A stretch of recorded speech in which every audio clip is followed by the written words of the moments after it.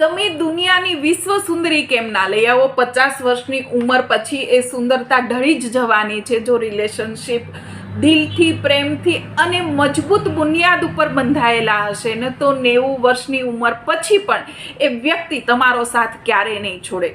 તમે રસ્તા ઉપર ઘણા એવા કપલ્સ ચાલ્યા જતા જોયા હશે કે જે વૃદ્ધાવસ્થામાં પણ એકબીજાનો હાથ પકડીને ચાલ્યા જતા હોય. વ્યક્તિ ચાલી પણ ના શકતો હોય પરંતુ પોતાના પાર્ટનરને પાણી પાવા માટે થઈને ઘૂંટણ ઉપર બેસી જશે. આ સાચો સંબંધ છે.